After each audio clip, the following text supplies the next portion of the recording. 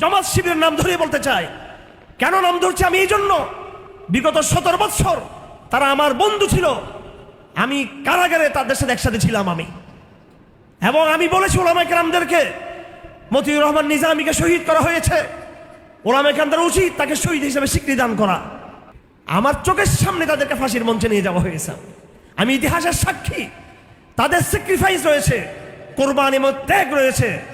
এই জন্য আমি আমার ভাইদেরকে বলবো, যেই হিম্মত এবং সাহস নিয়ে আপনাদের নেতৃবৃন্দ ফাঁসির মঞ্চে চলে গেছেন তাকবীরের ধ্বনি তুলতে তুলতে, আপনাদের সেই হিম্মত আমি আশা করি যারা জামাত শিবিরে আছেন।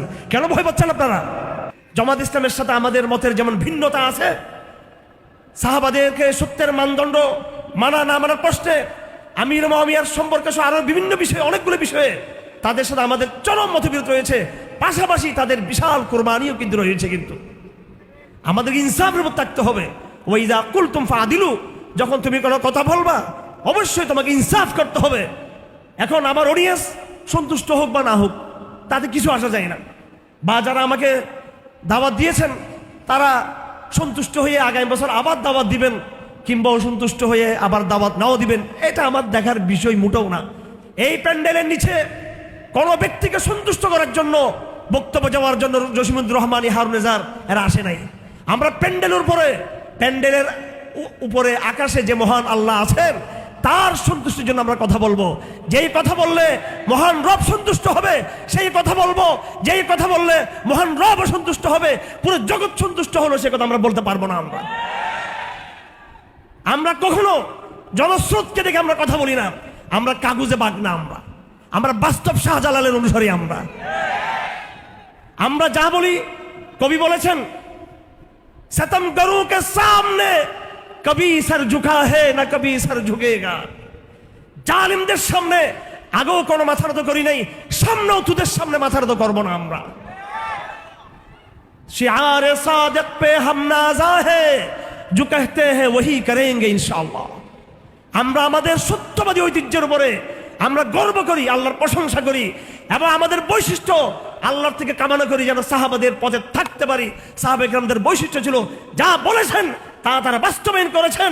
আমরা স্টেজে যা বলবো সেটা ময়দানে বাস্তবায়ন করেই ছাড়বো। আমরা যারা আমাদের সাথে থাকবে তারা আমাদের সত্যবাদী সৈনিক, আর যারা থাকবে না তাদেরকে আমাদের গণার সময় নেই।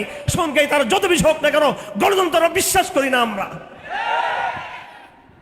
জনগণ কি বললো, অমুক কি বললো, মূলধারা কি বললো, সেটা আমাদের আসা যায় না।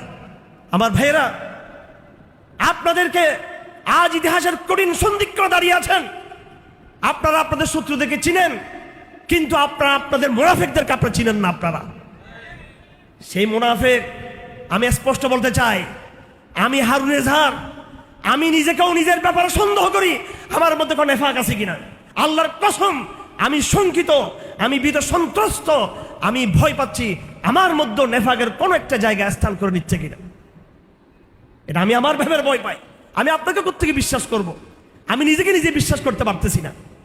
এটা সাহাবায়ে কেরামদের চরিত্র ছিল, সাহাবায়ে কেরামদের এটা অবস্থান ছিল। সাহাবায়ে কেরামদের ব্যাপারে বলা হয়েছে, আমি 70 জন সাহাবীকে পেয়েছি, এতজন সাহাবীকে পেয়েছি, এতজন সাহাবীকে পেয়েছি। রওয়ায়াতের মধ্যে আছে কুল্লুহুম ইয়াখশাউনা আলা আনফুসিহিম নিফাক, যারা প্রত্যেকেই নিজেদের ব্যাপারে নেফাক সম্পর্কে তারা ভীত সন্ত্রস্ত ছিল যে আমি মুনাফিক কিনা। আমরা সাহাবায়ে কেরামদের চেয়ে বড় ইমানদার হয়ে গেছেন আপনারা। কোনো কিছু কথা বলা যাবে না, হ্যাঁ, গুমর ফাঁস করা যাবে না, সত্য কথা বলা যাবে না, চুপ থাকতে হবে। আদবের নাম দিয়ে নাকি চুপ থাকতে হবে? বেয়াদব, বেঈমানের চেয়ে অনেক ভালো। কথায় কথায় আদবের শিক্ষা দেওয়া হয়। আদব কি? আগে ইমানের আদব, আল্লাহর প্রতি আদব হচ্ছে আগে আদব। যেখানে আল্লাহর আদব ধ্বংস হয়ে যাচ্ছে, রসুল আদব ধ্বংস হয়ে যাচ্ছে, সাহাবায়ে কেরাম আদব ধ্বংস হয়ে যাচ্ছে, কোরআন সুন্নাহর আদব রক্ষা হচ্ছে না, সেখানে তুমি কোন গোড়ার ডিমের পিসের আদব আমাকে হুজুর অমুক বা এরকম রাজনৈতিক লিডার আপনার আদব রক্ষা করতে হবে আমাকে? আপনার আদবের চেয়ে আল্লাহর আদব বড়, আপনার আদবের চেয়ে রসুলের আদব বড়, আপনার আদবের চেয়ে কোরআন সুন্নাহর আদব অনেক বড়। আপনার সাথে বিয়াদবি করলে বিয়াদবি হবে, রসুলের সাথে বিয়াদবি করলে শুধু বিয়াদবি না, সে বেঈমান হয়ে যাবে। সে কোরআন সুন্নাহর সাথে কিছু বিয়াদবি করলে সেটা শুধু বিয়াদবি না, সেটা বেঈমানি হবে। সেটা বেঈমানির আলোচনা নাই, মুনাফিকের আলোচনা নাই, শুধু আছে আদব কায়দা, আদব কায়দার আলোচনা। শুধু আদব কায়দা করতে গিয়ে যদি ইমান চলে যায় সেটা খেয়াল করা উচিত আমাদের। আমার ভাইয়েরা, এই দুর্গা পূজার সম্পর্কে আজকে কথা বলা অনেক জরুরি হয়ে গেছে আমাদের জন্য, অনেক জরুরি হয়ে গেছে।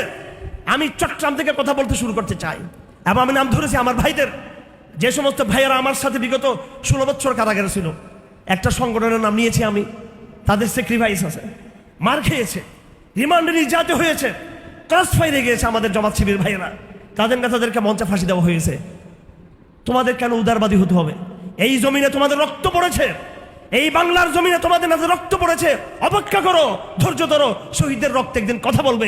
কেন হিন্দুদের দুর্গাপূজায় গিয়ে একবার তুমি তাদেরকে একদম তাদের সাথে গা ভাসিয়ে দিচ্ছ?